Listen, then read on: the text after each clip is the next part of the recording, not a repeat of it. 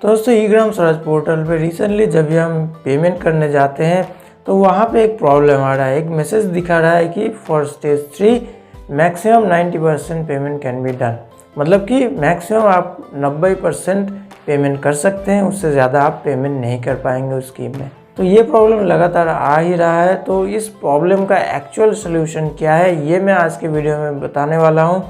तो वीडियो हम सभी के लिए बहुत ही इंपॉर्टेंट है, वीडियो को बिल्कुल भी स्किप मत कीजिए, एक एक स्टेप ध्यान से देखिए। तो वीडियो को शुरू करते हैं। चैनल पर पहली बार हो तो इसको ज़रूर सब्सक्राइब कीजिए और बेल आइकन को भी ज़रूर दबाएं।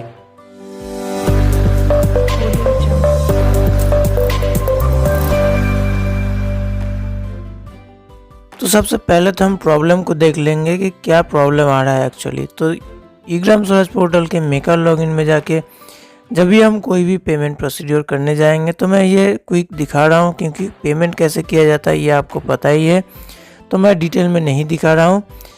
तो प्रॉब्लम जहाँ से शुरू होता है मैं वहाँ से ही एकदम डिटेल में दिखाऊंगा। देखिए यहाँ पे हमने स्कीम का सारा डिटेल्स भर दिया। यहाँ पे अवेलेबल बैलेंस देखिए 20,000 रुपये दिखा रहा है और हमें पेमेंट करना है 19,942 रुपये। तो ये 90% से ऊपर है, ठीक है। तो यहाँ पे हमें जैसे ही 19,942 लिखा, उसके बाद देखिए एक्सपेंडिचर अमाउंट जनरल यहाँ पर भी सेम लिखा, एसेट यहाँ पर भी स्कीम का नाम सिलेक्ट किया और एक्सपेंडिचर अमाउंट जनरल पर भी सेम लिखा। अभी जब हम सबमिट करने जा रहे हैं, देखिए यहाँ पे दिखा रहा है for stage 3 up to 90% expenditure can be done in the asset, the allowed expenditure is 5 to 4, यानी कि 3 जियो तक हो चुका है, लेकिन हम मैक्सिमम 90% पेमेंट कर सकते हैं, उससे ज़्यादा पेमेंट नहीं कर पाएंगे इस स्कीम में, ठीक है। तो इस प्रॉब्लम का सलूशन करने के लिए आपको मेकर लॉगिन से बाहर आना है और वापस आपको एडमिन लॉगिन में जाना है, ठीक है। तो सबसे पहले एडमिन लॉगिन का यूज़र आईडी और पासवर्ड देके आपको लॉगिन कर लेना है एडमिन लॉगिन में, और उसके बाद आपको ईयर स्विच करना है, मतलब जिस भी स्कीम का आप पेमेंट करना चाहते हैं वो स्कीम कौन से फिनेंशियल ईयर में था, एक्शन प्लान में, जीबीडीबी प्लान में, उस ईयर में आपको स्विच यूनिट का ऑप्शन यूज़ करके, देखिए यहाँ पे मैं 24-25 में हूँ, मेरा जो स्कीम है वो 2023-24 में था, तो मैं स्विच यूनिट करके 2023-24 में लेके जाऊँगा। तो यहाँ पे सबमिट करेंगे। सबमिट करने के बाद देखिए 23-24 में आ चुका हूँ। अभी यहाँ पे मेनू ऑप्शन पे जाना है, फिर देखिए प्रोग्रेस रिपोर्टिंग ऑप्शन पे जाना है, फिर से देखिए प्रोग्रेस रिपोर्टिंग का ऑप्शन है, तो यहाँ पे हमें फिर से प्रोग्रेस रिपोर्टिंग ऑप्शन पे क्लिक कर देना है। जैसे आप करते हैं, मतलब ऑनगोइंग से ड्यूरिंग से कंप्लीशन स्टेज में तब्दील करते हैं, सेम तरीके से यहाँ पे पब्लिक वर्क सेलेक्ट कीजिए, उसके बाद गेट डेटा कीजिए, फिर यहाँ पे आपके सामने स्कीम का लिस्ट आ जाएगा। यहाँ पे सर्च बार पे उस स्कीम का एक्टिविटी कोड या फिर नाम लिख के आप सर्च कर सकते हैं। तो स्कीम आ जाने के बाद यहाँ पे आपको देखिए फिजिकल प्रोग्रेस, इस ऑप्शन पे क्लिक कर देना है।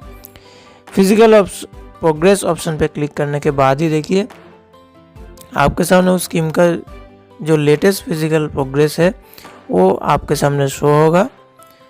तो यहाँ पे देखिए हमने ऑलरेडी कंप्लीशन स्टेज में स्कीम को सेव कर लिया था, मतलब कंप्लीशन का भी जियो टैग हमने कर लिया था। यहाँ पे आपको सिर्फ एक ही काम करना है। देखिए एकदम आखिर के घर में देखिए एसेट कंप्लीटेड ऑप्शन है, एक टिक बॉक्स है, तो यहाँ पे आपको टिक मार्क देना है।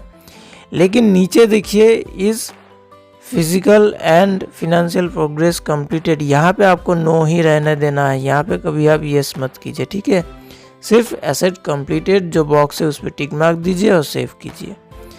अभी देखिए अभी आपको वापस एडमिन लॉगिन से निकल के मेकर लॉगिन में जाना है और आपको पेमेंट को ट्राई करना है। देखिए अभी हम मेकर लॉगिन में आएंगे, तो मेकर लॉगिन के यूज़र आईडी और पासवर्ड और कैप्चा देखिए हम मेकर लॉगिन में एंट्री करेंगे, और उसके बाद सेम जैसे हम पेमेंट वाउचर एंट्री करते हैं, वाउचर ट्रांजैक्शन, उसके बाद पेमेंट वाउचर, उसके बाद ऑनलाइन पेमेंट वाउचर, और उसके बाद जैसे जैसे आप एक्टिविटी सिलेक्ट करते हैं, ये प्रोसेस आपको पता ही है।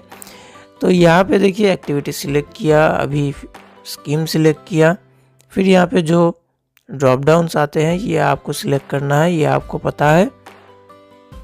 तो मैं थोड़ा क्विक दिखाऊंगा इसको।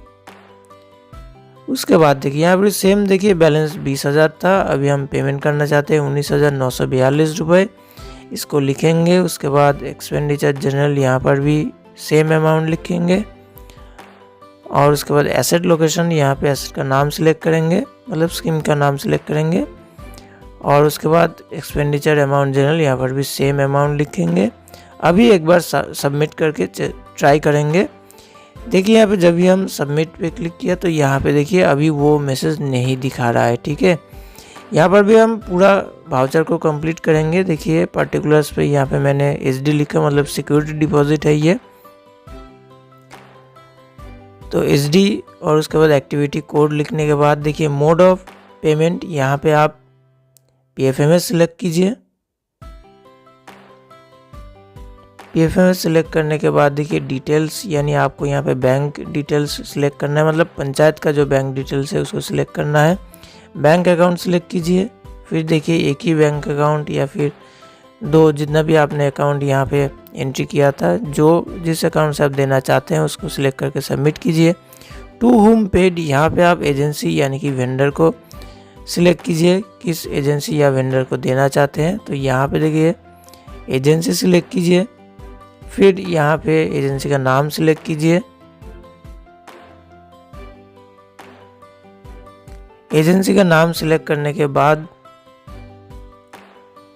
यहाँ पे आपको अमाउंट देना होगा। देखिए पेड अमाउंट एक्सक्लूडिंग टैक्स, यहाँ पे वही 19,942 रुपये सेम अमाउंट दीजिए, फिर यहाँ पे सबमिट कर दीजिए और यहाँ पे अभी आप फ्रीज बटन पे क्लिक करेंगे। तो यहाँ पे फ्रीज बटन पे क्लिक करते ही देखिए हमारा वाउचर एकदम रेडी हो चुका है, वाउचर नंबर भी हमें मिल चुका है, ठीक है। और फ्रीज करने से पहले आपको पता ही होगा कि लास्ट डे बुक को क्लोज रहना चाहिए, मतलब आज अगर बिल एंट्री कर रहे हैं तो पिछले दिन का डे बुक क्लोज होना चाहिए, तभी फ्रीज हो पाएगा। तो दोस्तों इस तरीके से आप ई-ग्राम स्वराज पोर्टल पे किसी भी स्कीम का 90% एक्सपेंडिचर से ज़्यादा एक्सपेंडिचर कर पाएंगे और ये काफ़ी एकदम वैलिड ट्रिक है। तो वीडियो कैसा लगा नीचे कमेंट बॉक्स में ज़रूर लिख के बताइए। चलिए दोस्तों मिलते हैं मेरे अगले वीडियो में।